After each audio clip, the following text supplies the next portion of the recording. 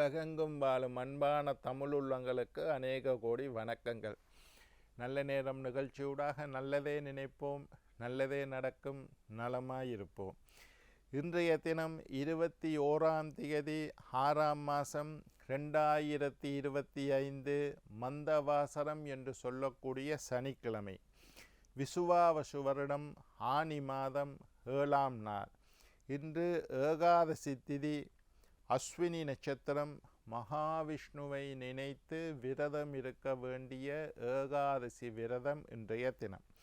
இன்றைய தினம் ராகு காலம் 9 மணி முதல் 10:30 மணி வரை. இன்றைய தினம் யமகண்டம் 1:30 மணி முதல் 3 மணி வரை. இன்றைய தினம் நல்ல நேரம் 3 மணி முதல் 4:30 மணி வரை. இன்றைய தினம் உத்திரம் அஸ்தம் நட்சத்திரக்காரர்களுக்கு சந்திராஷ்டம தினம். என்ன நேர்களே, வாருங்கள் இனி இன்றைய தினத்திற்குண்டான ராசி பலன்களை பார்க்கலாம்.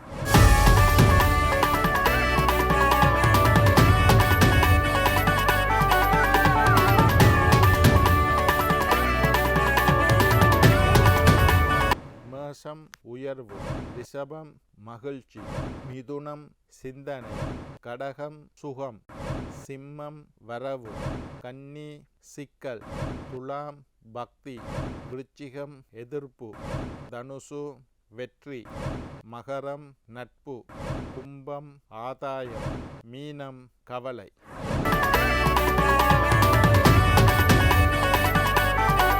ஆன்மீக தகவல் பகுதியில் தொடர்ந்து உங்களை சந்தித்து வருவதில் மட்டற்ற மகிழ்ச்சி அடைகின்றேன். ஒவ்வொரு நாளும் ஒவ்வொரு புதிய அற்புதமான ஆன்மீக தகவல்களை உங்களோட பகிர்ந்து கொண்டு இருக்கிறோம். அந்த வகையில் இன்றைய தினமும் சில நல்ல விஷயங்களை உங்களோட பகிர்ந்து கொள்ளலாம் என்று காத்திருக்கேன். எங்களுடைய நிகழ்ச்சிக்கு நீங்கள் தரக்கூடிய ஆதரவு என்னை மகிழ்ச்சி அடைய செய்கின்றது.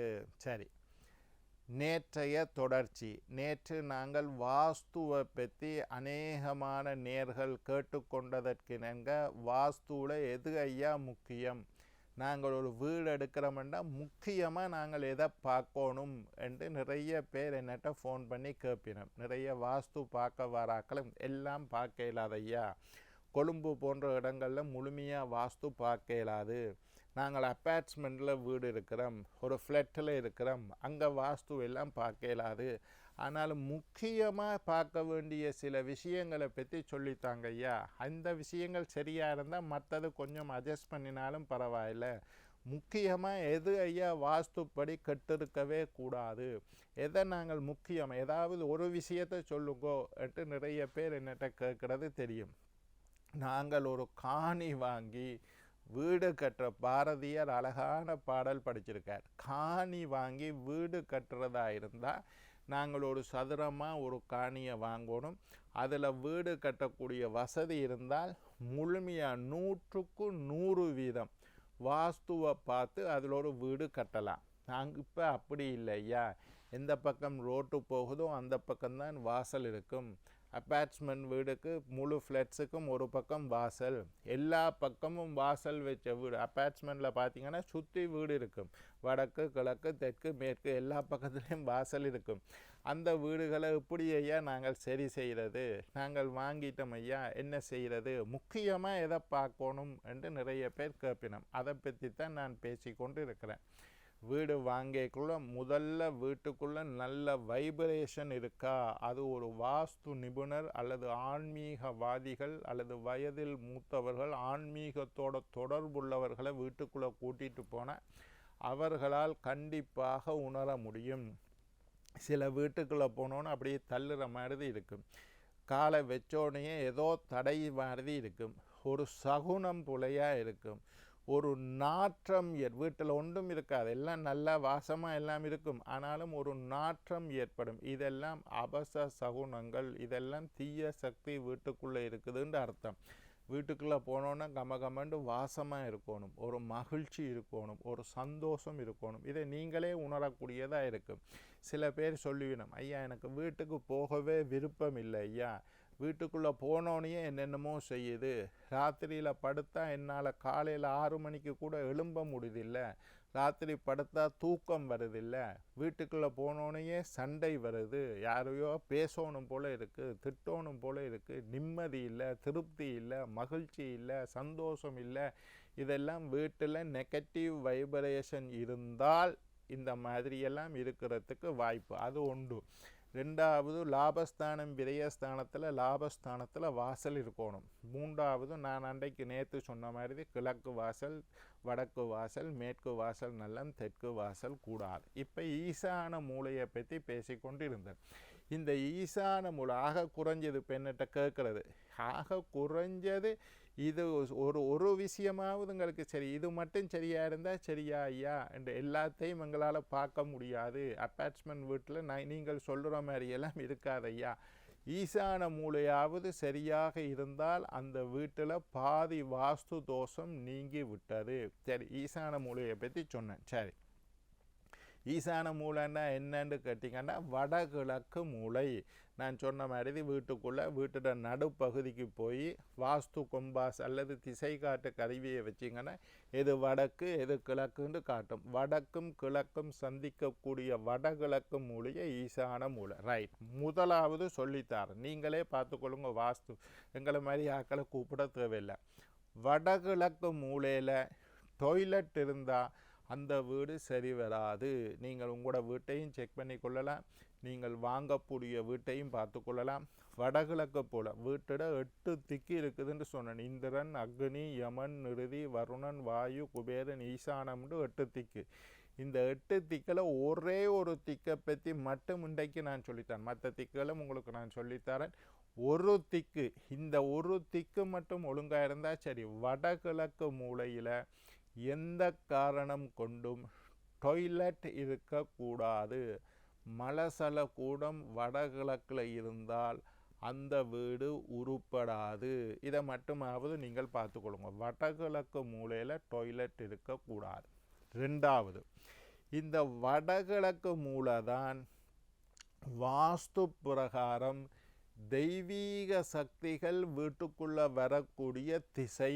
தெய்வீக சக்தி, பாசிட்டிவ் எனர்ஜி அல்லது நல்ல நேர்மறையான சக்திகள் எல்லாம் வீட்டுக்குள்ளே எப்படி வருதுன்னா வடகிழக்கு மூலையால். தென்மேற்கு மூலை தீய சக்திகள் வரக்கூடிய இடம், வடகிழக்கு மூலை நல்ல சக்திகள் வரக்கூடிய இடம். அதனால் உங்களுடைய வீட்டில் வடகிழக்கு மூலை துறந்து இருக்க வேண்டும், ஓப்பனாக இருக்க வேண்டும். வடகிழக்கு மூலையில் நிறைய ஜன்னல்கள் இருக்க வேண்டும், துறந்து இருக்க வேண்டும், காலி இடம் இருக்க வேண்டும், ஓப்பனாக இருக்க வேண்டும். நல்ல சக்திகள் வீட்டுக்குள்ள வாரத்துக்கு உகந்ததாக வடகிழக்கு மூலையை நீங்கள் அமைத்து வைத்திருக்க வேண்டும். வடகிழக்கு ஒரு வீட்டில் ஓப்பனாக இருந்தாலே பாதி வாஸ்து பிரச்சனை தீர்ந்து விடும். ரெண்டாவது சொல்லிட்டேன். மூன்றாவது, வடகிழக்கு மூலையை அசுத்தப்படுத்தாதீர்கள். வடகிழக்கு மூலையில் செருப்பை கலட்டி வைக்கிறது, வடகிழக்கு மூலையில் விளக்கு மாற வைக்கிறது, வடகிழக்கு மூலையில் குப்பை தொட்டியை வைக்கிறது, வடகிழக்கு மூலையை அசுத்தமாக வைத்திருப்பது, வடகிழக்கு மூலையை அடைச்சி வச்சிருக்கிறது, வடகிழக்கு மூலையில் ஸ்டோர் ரூம் வைக்கிறது, இந்த மாதிரி நாய்க்கூடு வைக்கிறது, கோழிக்கூடு வைக்கிறது. இந்த மாதிரி வடகிழக்கு மூலையை அசுத்தப்படுத்தாதீர்கள்.